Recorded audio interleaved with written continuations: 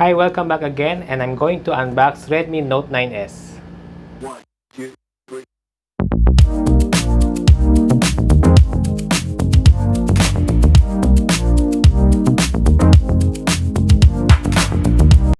The variants that I have is the 6GB of RAM and 128GB of internal memory. And the other variants is the 4GB of RAM and the 64GB of internal memory. Yung color na in-order ko is the Glacier White. Other colors available are Aurora Blue and Interstellar Gray. Yan. And then this phone has 6.67 inch of screen. So medyo magandang viewing pleasures natin when watching videos, YouTube, and again Netflix. So siguro ito lang yata yung mid-range phone na medyo malaking screen. I'm not sure, pero I'm excited to open this. Ito yung pangalawang Xiaomi ko sa buhay, and then ito yung una kong unboxing na gagawin ko sa YouTube. So let's go ahead.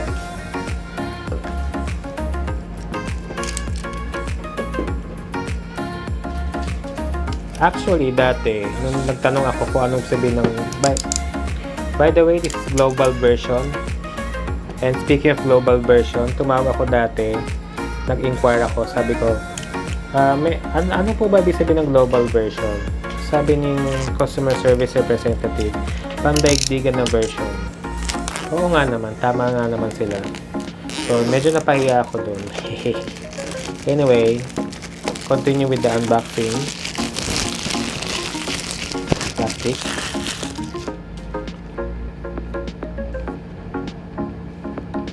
There you go.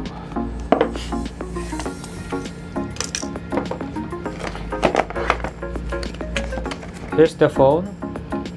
Ito yung specification ng phone. Qualcomm Snapdragon 720G, 48 megapixel AI quad camera, 6.67 FHD display screen, and 5020 mAh battery with 18 watts fast charge. Tabi mo natin itong phone. Let's see what's inside.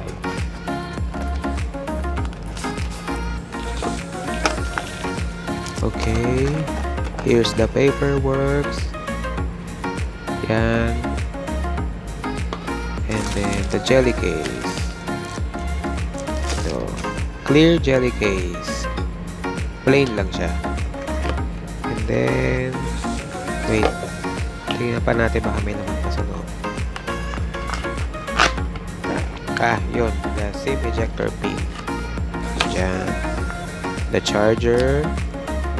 Course, and the Type-C USB Type-C cable. So ayan, and buksan natin yung phone. Medyo mahirap buksan, madikit masyado.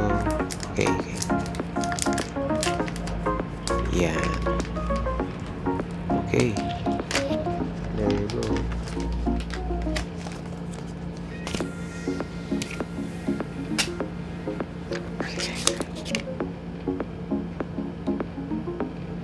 So, ito na yung phone. Ang ganda ng pagka-white niya, oh. Glacier white. Parang nasa ice white tayo. Parang pearly white yung dating. Yung mga kulay ng mga... Parang kulay ng mga bagong cars na color white. Ang ganda niya. And this is made of glass, yung back part. So, ang laki ng screen, oh, guys. Sigurado mag-enjoy ako manood ng YouTube dito. Mga videos, saka Netflix. And masarap din pang browsing siya pag titingin tayo ng mga pictures kasi naka-eglas ako, medyo malabo yung paningin ko, so pabor sa akin yung malaking screen. Ito siya, ganda, oh. So ang current na phone na ginagamit ko is Note 10. Parang magkaparang size lang sila ni Note 10, diba? Almost same size, Note 10. Kaya pala parang nagustuhan ko rin to dahil sa size ng screen.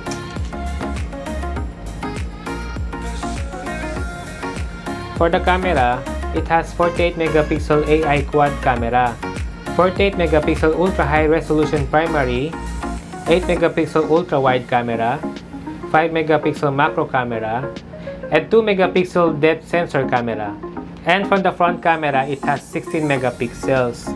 May feature pala sa front camera yung tinatawag na slow selfie or slow motion selfie. So halimbawa, nasa beach ka o nasa swimming pool or tumatakbo ka mag-isa sa beach ng slow motion, ganun. So masaya yon. Hindi ko pa natatry yon kasi try nyo na lang.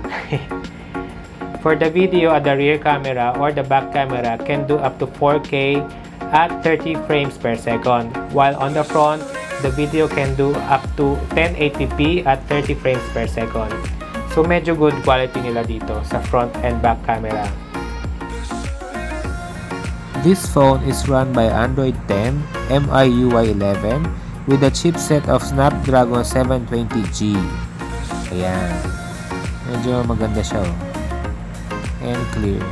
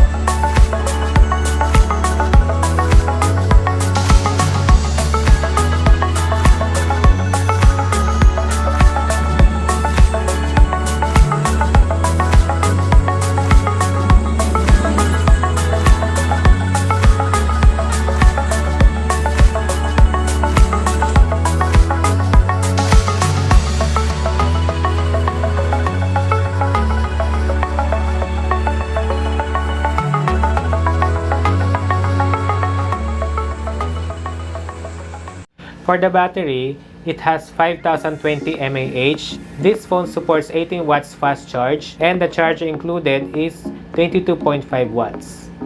So medyo mabilis siya. So there you go, guys. Ang feature na nagustuhan ko dito sa phone is obviously the screen size because I love watching YouTube and Netflix. Mahilig din ako mag-browse ng mga pictures sa Facebook kasi nga, again, malabo yung mata ko. So mas na-enjoy ako dito. Mapayat naman siya pag walang case. So kasya siya sa bulsa natin pag malaki yung bulsa ninyo.